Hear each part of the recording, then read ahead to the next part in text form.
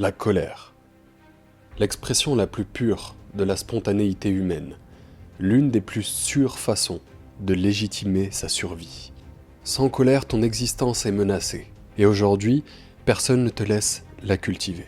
Pire, on te pousse à la retenir, à la contrôler. Or, celui qui contrôle sa colère risque de perdre à jamais l'occasion d'être vrai.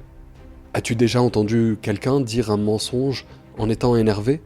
Celui qui diabolise et donc contrôle sa colère se fait contrôler par elle, car étouffe-la par ici et elle ressurgira encore plus forte et sournoise par là. Contrôler sa colère est le meilleur moyen d'être injuste. Injuste car une colère non révélée risque d'aller teinter ton quotidien d'amertume et de ressenti. Pourquoi dit-on le mot ressenti d'ailleurs ?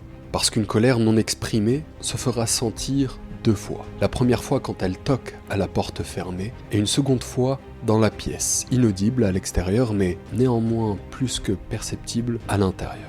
Un volcan effusif accueille et fait couler la lave des entrailles de la Terre pour former des îles sur lesquelles se formeront des écosystèmes uniques. Mais ce même volcan, s'il décidait de retenir sa lave, brique essentielle à la construction de l'île, se transformerait alors en volcan explosif et deviendrait le facteur de destruction premier de toute forme de vie autour de lui.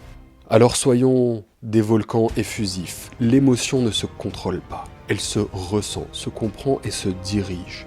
Car il n'y a de moteur plus puissant pour l'action efficace qu'une colère dirigée. Elle est une énergie à ressentir et à canaliser, mais en aucun cas à étouffer, car elle pourrait causer injustement du tort à celui chez qui elle s'étouffe, mais aussi et surtout à ceux qui l'entourent. La colère est à l'injustice ce que l'orage est à la sécheresse, une réponse naturelle mais nécessaire. Si tu l'enlèves de l'équation, elle se retournera contre toi. La colère peut s'avérer être une source d'énergie intarissable pour confronter l'injustice du monde.